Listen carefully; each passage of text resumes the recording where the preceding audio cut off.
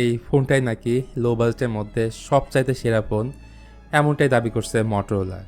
কারণ এত অল্প বাজেটের ফোনের মটোরোলাই দিচ্ছে 7000 mAh বিশাল battery, Helio G81 extreme chipset, তার পাশাপাশি পেছনে রয়েছে প্রিমিয়াম ভিগা লেদার ডিজাইন। সব মিলে 12500 টাকায় এই ফোনটা আসলেই কেমন হবে, চলেন সেটা নিয়ে আগে ডিসকাস করি। তো মূল ভিডিওতে যাওয়ার আগে একটা ছোট রিকোয়েস্ট, যদি আপনি এই চ্যানেলে নতুন হয়ে থাকেন please hit the subscribe button, আর যদি অলরেডি সাবস্ক্রাইব করে থাকেন থ্যাংক ইউ সো মাচ। তো আনবক্সিং করলে ফোনের বক্সে আপনারা এইগুলাই পাবেন: একটা 20 ওয়াটের fast charger, data cable, SIM register pin আর ইউজার ম্যানুয়াল। শুরু করছে এই ফোনটার ডিজাইন দিয়ে। ডিজাইনে মটোরোলা তাদের সিগনেচার ডিজাইনটা ফলো করছে। রেয়ার প্যানেলটা ভিগা লেদার ফিনিশ, এটা যদিও স্পেশাল একটা ফিল দেয়, এবং সেই সাথে থাকছে ওয়ান কাট বডি ডিজাইন। ইন্টারেস্টিং ব্যাপার হচ্ছে মাত্র 12500 টাকার একটা ফোনের মধ্যে 7000 mAh জায়ান্ট ব্যাটারি রয়েছে, বাট ফোনটা হাতে নেওয়ার পর নর্মাল ফোনের মতোই মনে হবে। উপরে 3.5mm হেডফোন জ্যাক, ডলবি অ্যাটমসের সাপোর্ট রয়েছে, নিচে primary microphone, type C port এবং মেইন স্পিকারের পাশাপাশি ডান পাশে রয়েছে volume rocker plus power button. অন্য পাশে ট্রিপল সিম স্লটের অপশন পাবেন, যেখানে দুটি সিম কার্ড প্লাস একটি এসডি কার্ড ব্যবহার করতে পারবেন। আর মোট 3টি কালার ভেরিয়েন্টে এই ফোনটি পাওয়া যাবে, 3টি কালার কিন্তু অনেক সুন্দর। এছাড়া আইপি রেটিং হিসেবে থাকছে IP64, এর ওয়েট হচ্ছে 220 গ্রাম আর থিকনেস হচ্ছে 8.8 mm। প্রাইস অনুযায়ী এই ডিসপ্লেটা আমার কাছে তেমন একটা ভালো লাগেনি।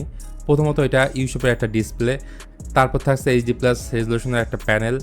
সাইজের ডিসপ্লেটা বেশ খানিকটা বড়, 6.88 ইঞ্চ। এক হাতে অপারেট করতে গেলে ভালোই প্রবলেম ফেস করতে হবে, বাট রিফ্রেশ রেট হচ্ছে 120 Hz।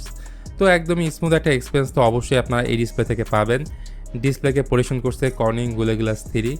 আরেকটা ব্যাপার, এই ডিসপ্লেতে ওয়েট টাচের একটা ফিচার আছে, মানে হাত ভেজা থাকলেও এই ডিসপ্লেটা ঠিক মতোই কাজ করবে।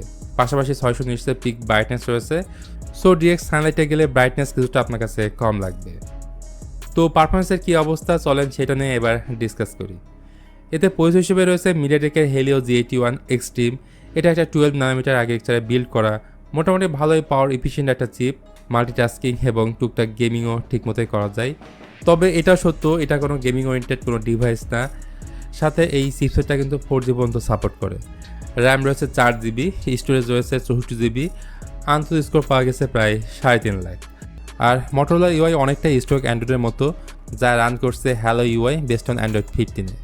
আর যতদূর জানতে পারলাম এই ফোনটার মধ্যে 2 বছরের ওএস আপডেট দিবে, তার মানে অ্যান্ড্রয়েড 16 এবং 17 আপডেটটা আপনারা ইন ফিউচারে পাবেন।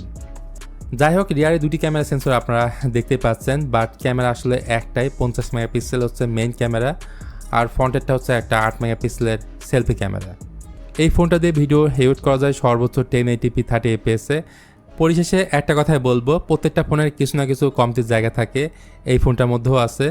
তারপরও বলবো এটা একটা মটোরোলার ফোন, অবশ্যই ব্র্যান্ড ভ্যালু আছে, স্টক অ্যান্ড্রয়েডের একটা ফিল পাওয়া যায়।